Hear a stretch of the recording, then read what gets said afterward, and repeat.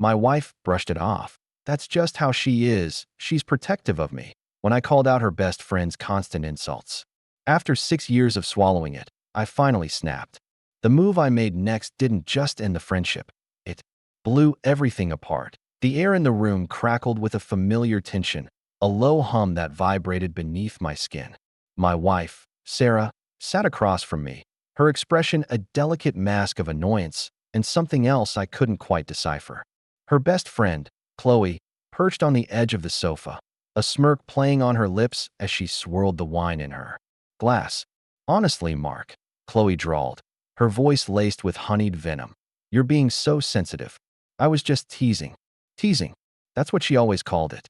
Teasing when she questioned my career choices, teasing when she critiqued my cooking, teasing when she made little digs about my appearance.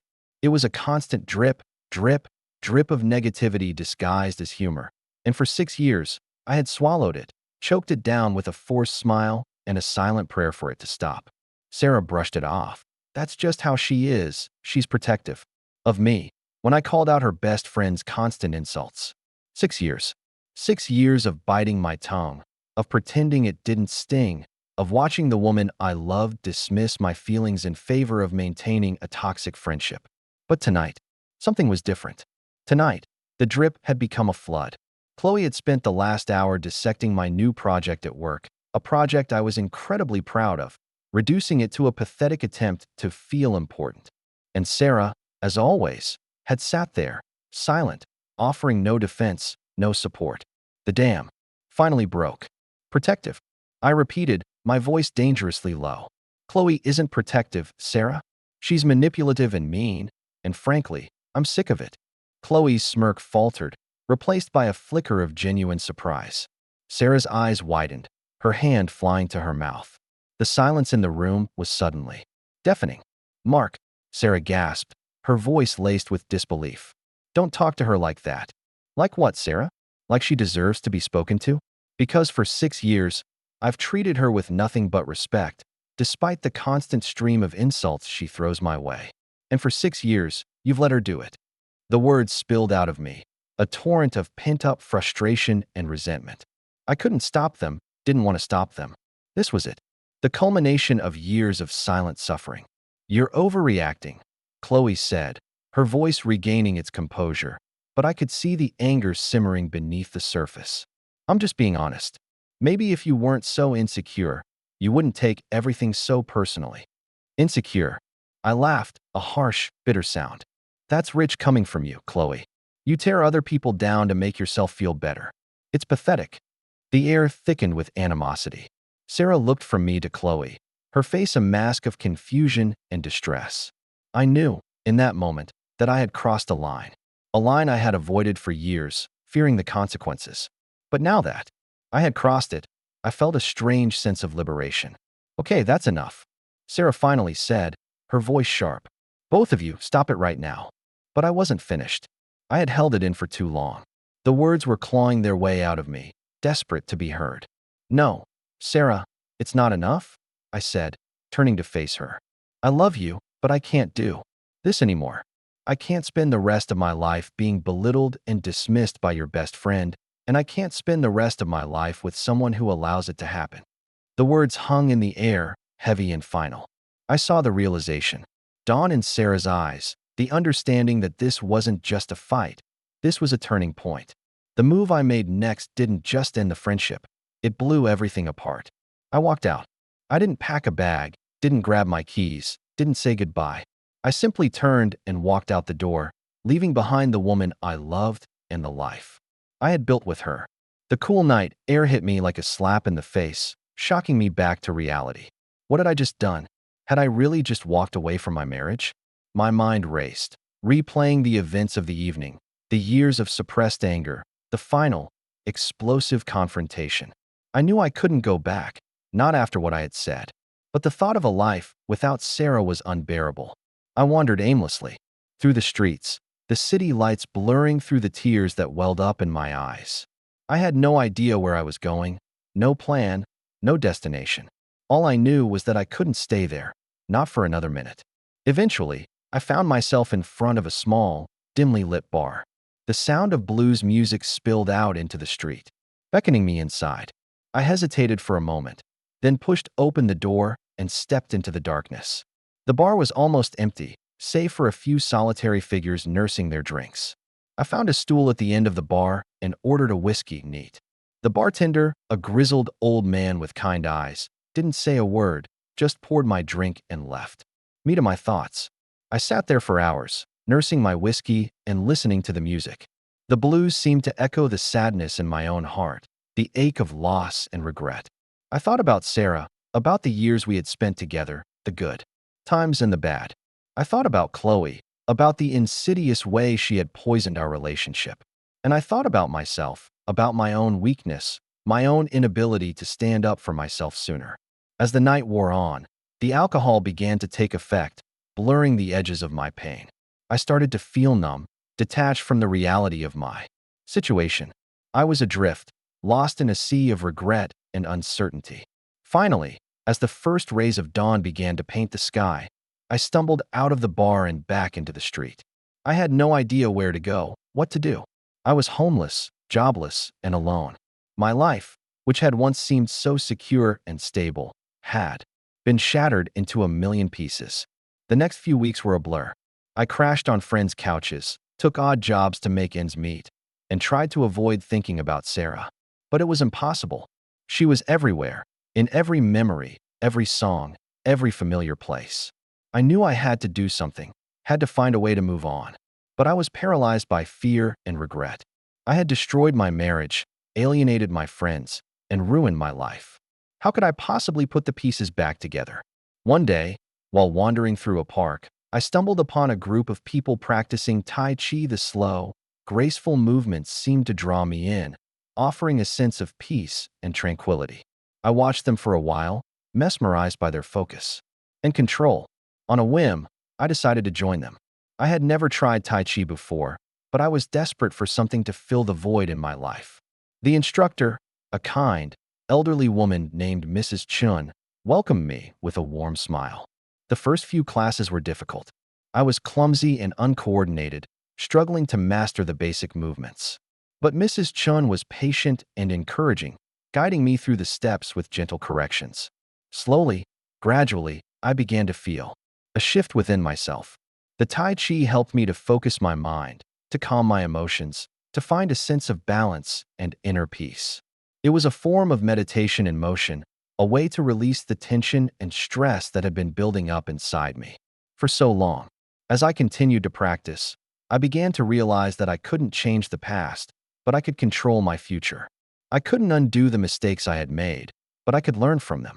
I couldn't bring Sarah back, but I could create a new life for myself, a life filled with purpose and meaning. I started to take better care of myself, eating healthy, exercising regularly, and getting enough sleep. I reconnected with old friends, pursued new hobbies, and focused on my career. I even started volunteering at a local homeless shelter, helping others who were struggling to find their way. It wasn't easy. There were still days when I felt overwhelmed by sadness and regret. But I had learned to cope with my emotions, to acknowledge them without letting them consume me. I had found a way to heal, to grow, to move on. One evening, several months after I had left Sarah, I received a phone call. It was her. My heart skipped a beat. I hadn't spoken to her since that night, hadn't even dared to reach out. I was terrified, unsure of what to say. "Mark?" she said, her voice hesitant. "Sarah?" I replied, my voice barely a whisper. There was a long pause. I could hear her breathing on the other end of the line. I wanted to apologize," she finally said. "For everything. For not standing up for you. For letting Chloe treat you so badly. I was wrong. You were right." I was stunned. I had never expected to hear those words from her. "Thank you," I said, my voice choked with emotion. "I understand if you can't forgive me," she continued. "But I needed you to know that I'm sorry. And I miss you." My heart ached. I missed her too, more than words could say. But I knew that we couldn't go back to the way things were. Too much had happened. Too much had been said. "I miss you too, Sarah," I said softly. "But I don't think we can." "I know," she interrupted. "I don't expect us to. But would you be willing to meet? Just to talk?" I hesitated. I wasn't sure if I was ready to face her, to confront the pain of our past. but I also knew that I couldn't keep avoiding her forever. Okay, I said finally. I'd like that. We agreed to meet at a small cafe near our old neighborhood. As I drove there, my hands trembled on the steering wheel. I was nervous, anxious, and filled with a mixture of hope and dread. When I arrived, Sarah was already there, sitting at a table by the window. She looked different, softer somehow. Her eyes were filled with a sadness that mirrored my own. We greeted each other awkwardly, then sat down in silence. The waitress brought us coffee, and we both took a sip, avoiding each other's gaze. Finally, Sarah spoke. "Thank you for meeting me," she said. "Of course," I replied. We talked for hours, about everything and nothing. We talked about our regrets, our mistakes, our hopes for the future. We talked about Chloe, about how her friendship had become toxic and destructive. And we talked about our love for each other, about how we had let it slip away. It was a difficult conversation, filled with tears and recriminations. But it was also cathartic, a chance to finally air our grievances and to forgive each other. As the evening drew to a close, we both knew that we couldn't rekindle our relationship. Too much had changed, too much had been damaged. But we had found a way to move forward, to remain friends, to support each other in our new lives. We said goodbye with a hug that was filled with both sadness and hope. As I walked away, I knew that I would always love Sarah, but I also knew that it was time to let go, to embrace the future, to create a new life for myself. The road ahead would not be easy.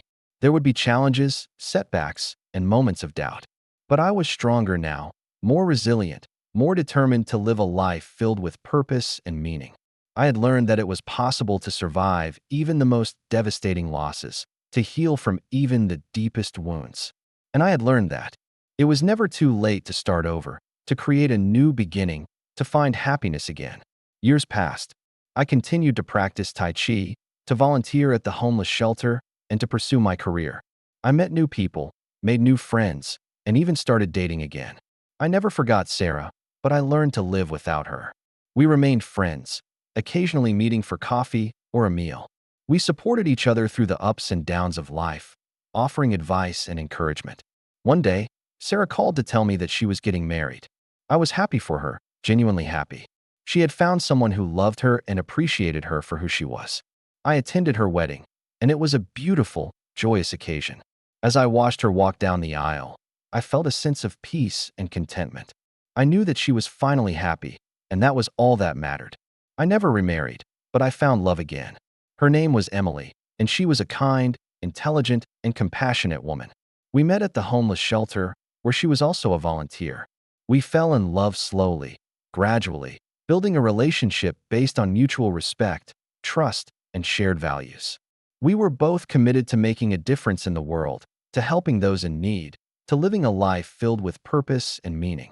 We eventually got married, in a small, intimate ceremony surrounded by our closest friends and family. It was the happiest day of my life. As I looked into Emily's eyes, I knew that I had finally found my soulmate. I had found someone who loved me unconditionally, who accepted me for who I was, flaws and all.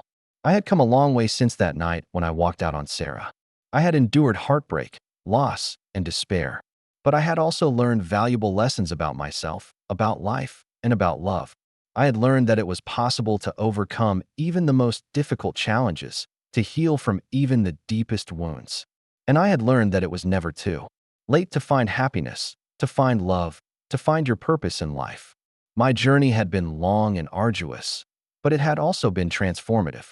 I had emerged from the darkness stronger, wiser, and more compassionate. I was grateful for everything that had happened, even the pain, for it was through the pain that I had learned to appreciate the beauty of life, the importance of love, and the power of forgiveness. And as I stood there, holding Emily's hand, I knew that I was finally home. I was finally at peace. I was finally happy.